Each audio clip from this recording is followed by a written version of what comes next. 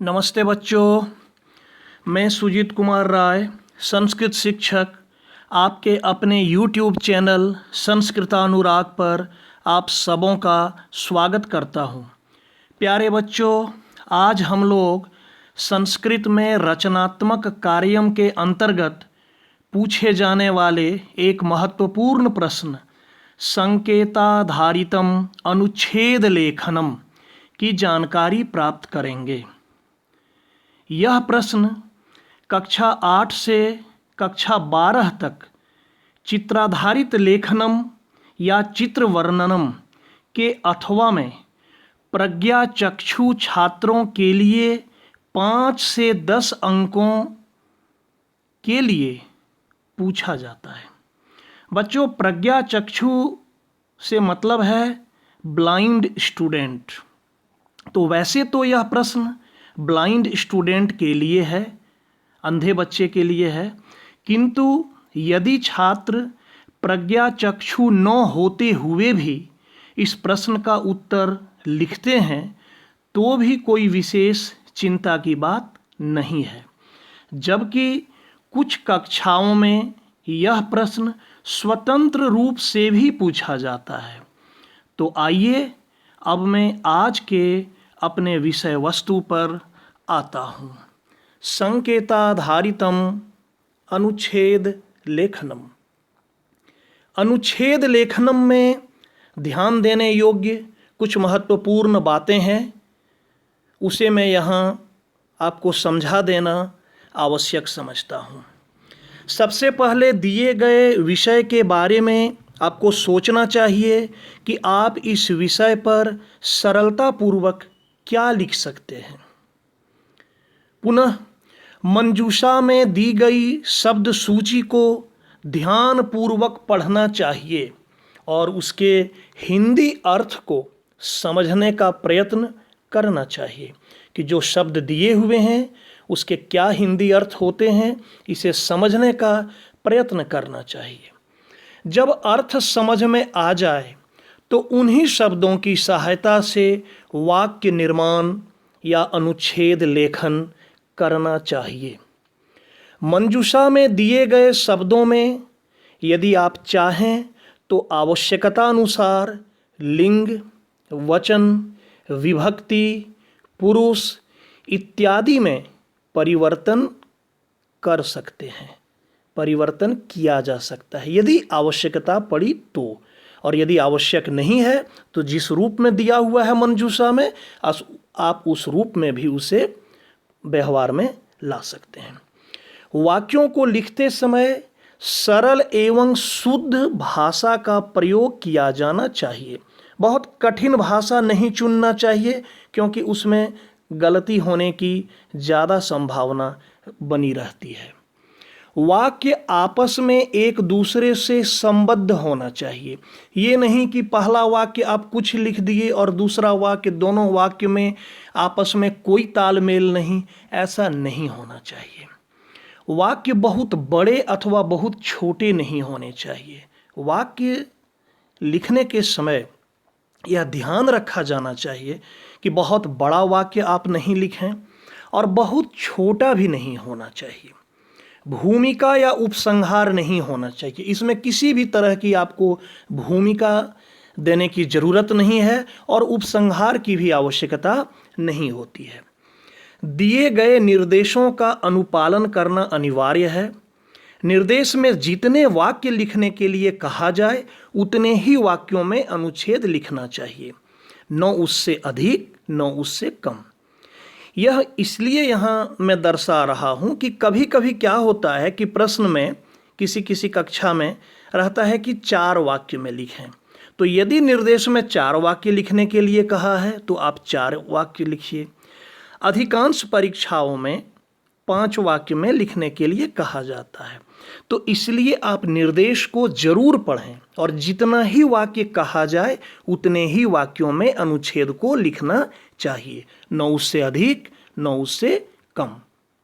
कई बच्चे ऐसा करते हैं कि 5 वाक्य लिखना है, 6 वाक्य 7 वाक्य लिख दो कि जो 5 सही होगा। नहीं, ऐसा नहीं करना चाहिए। आपको जितना कहा जाए उतना ही लिखना चाहिए। अनुच्छेद लेखन के क्रम में प्रथम पंक्ति में यह प्रयास करना चाहिए कि प्रथम पंक्ति से ही यह बात स्पष्ट हो जाए कि अनुच्छेद किस विषय पर है। आप किस विषय पर अनुच्छेद लिख रहे हैं, यह प्रयास किया जाना चाहिए कि प्रथम पंक्ति में स्पष्ट हो जाए। कहीं कहीं यदि नहीं भी स्पष्ट हो सके तो कोई बात नहीं, लेकिन प्रयास करना चाहिए कि प्रथम पंक्ति में यह स्पष्ट हो जाना चाहिए कि अनुच्छेद जो है वह किस विषय पर है।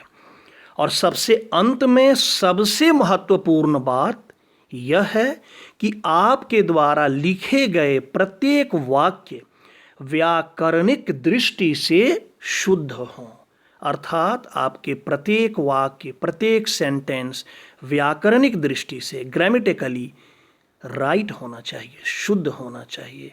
क्योंकि जब परीक्षक आपके उत्तर पुस्तिकाओं का मूल्यांकन करते हैं तो वो सर्वाधिक ध्यान पंक्तियों की व्याकरणिक शुद्धता पर देते हैं और उसी पर अधिक से अधिक अंक दिया जाता है। तो ये जो सबसे अंतिम पॉइंट है, इस पर विशेष रूप से आप ध्यान केंद्रित कीजिएगा।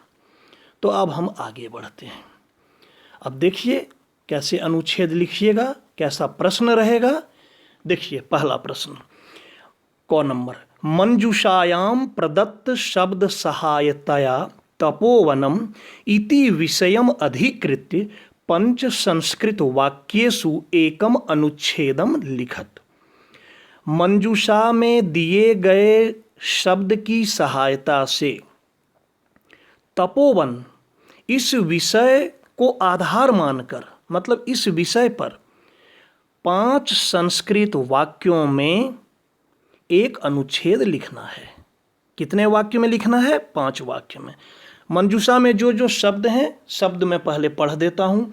ऋषेः आश्रमम छात्राः निवसन्ति पठन्ति गुरुमाता तपः पशवः पक्षिणः निर्भयाः ब्रह्मचारिणः एव अपि अध्ययनम च।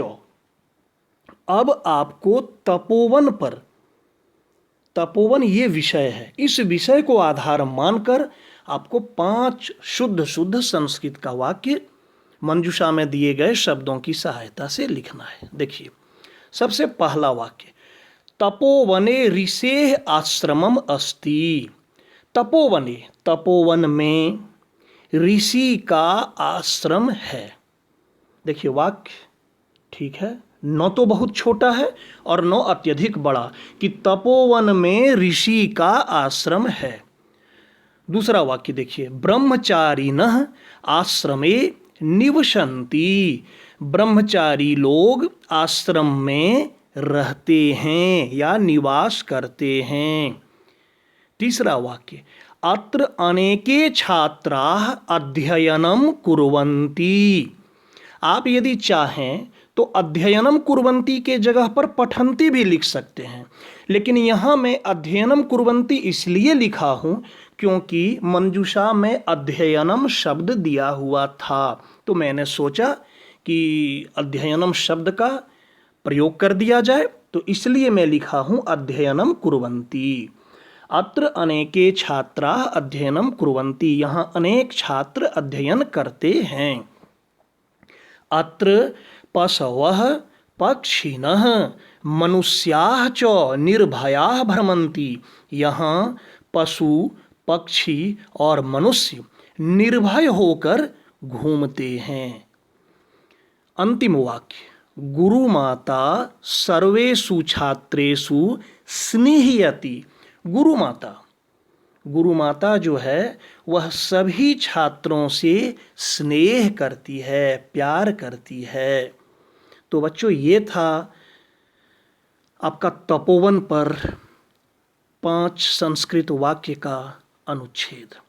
एक और अनुच्छेद मैं आपको बता रहा हूँ, यह है प्रातः भ्रमणम, सुबह घूमने पर, मॉर्निंग वॉक पर। देखिए, प्रातः भ्रमणम इति विषयम अधिकृत्य मंजूषायाम प्रदत्त शब्द सहायतया 5 संस्कृत वाक्येषु एकम अनुच्छेदम लिखत। यहाँ भी 5 संस्कृत वाक्य में प्रातः भ्रमणम इस विषय पर एक अनुच्छेद लिखने के लिए कहा है। शब्द पहले मैं पढ़ दूं मंजूषा का। प्रातः कालः, मंदः पवनः, शीतलः, मनोहारिणी दृश्याणि सर्वत्र भ्रमन्ति स्वास्थ्यप्रदः सर्वे वृद्धाः पुष्पाणि बालकाः उद्यानस्य और पक्षिणः। अब इस पर वाक्य देखिए, प्रातः भ्रमणम स्वास्थ्यप्रदम भवति। प्रातः भ्रमण जिसे आप इंग्लिश में मॉर्निंग वॉक कहते हैं, तो प्रातः भ्रमण स्वास्थ्यप्रद होता है। प्रातः काले शीतलः मंदः पवनः वहति। प्रातः काल शीतल मतलब ठंडी और मंद धीरे धीरे हवा वहती है। उद्याने विविधानि पुष्पानि विकसन्ति। उद्यान में, बगीचे में विभिन्न प्रकार के फूल खिलते हैं। सर्वत्र मनोहराणि दृश्याणि दृश्यन्ते। सभी जगह मनोहर दृश्य देखा जाता है। उद्यान में हर जगह मनोहर दृश्य देखा जाता है। अस्मिन् समये इस समय सर्वे वृद्धाः बालकाः च भ्रमन्ति। इस समय सभी बूढ़े और बालकाः लड़के या बच्चे जो कहिएगा, लड़के घूमते हैं। तो बच्चों ये था अनुच्छेद लेखनम। और मैं आपको पहले ही बताया कि यह चित्र वर्णनम के अथवा में पूछा जाता है। वैसे तो यह ब्लाइंड कैंडिडेट के लिए है, लेकिन ब्लाइंड कैंडिडेट रहें या नहीं रहें, यदि आप चाहें तो अच्छा तो ये होगा कि आपको मिलान कर लेना चाहिए कि चित्र वर्णनम में कैसा चित्र दिया है और अथवा में कैसा दिया है। तो जो आपको आसान लगे आप कर सकते हैं, क्योंकि जो परीक्षक होते हैं उनके पास ये कोई रिकॉर्ड नहीं रहता है कि कौन ब्लाइंड कैंडिडेट है कौन नहीं है। लेकिन ध्यान रखिएगा, दोनों में से एक लिखिएगा। ये नहीं कि चित्र वर्णनम भी लिख दिए और ये भी लिख दिए, नहीं, दोनों में से एक लिखना है। शुद्ध शुद्ध लिखना है, व्याकरणिक दृष्टि से शुद्ध।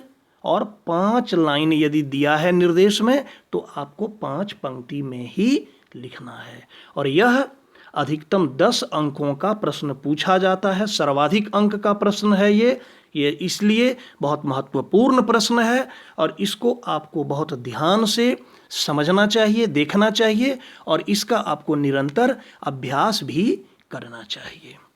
तो आप अभ्यास करेंगे बच्चों। तो प्यारे छात्रों, अगर आपको मेरा यह वीडियो पसंद आया हो तो कृपया इसे आप लाइक, कमेंट एवं शेयर के माध्यम से मुझे प्रोत्साहित करने का कार्य करें, ताकि आगे आपके लिए मैं और भी बेहतर एवं परीक्षोपयोगी वीडियो बनाने का कार्य करता रहूं। साथ ही मेरे इस चैनल संस्कृतानुराग को यदि आप अब तक सब्सक्राइब नहीं किए हैं तो इसे अवश्य कर लें एवं नोटिफिकेशन को भी ऑन कर लें, ताकि मेरे द्वारा इस चैनल पर अपलोड किए गए प्रत्येक वीडियो की सूचना सर्वप्रथम आपको प्राप्त हो जाए। तो आज के लिए इतना ही बच्चों। आप सबों को मेरी ओर से, मेरे इस चैनल संस्कृतानुराग की ओर से बहुत बहुत धन्यवाद।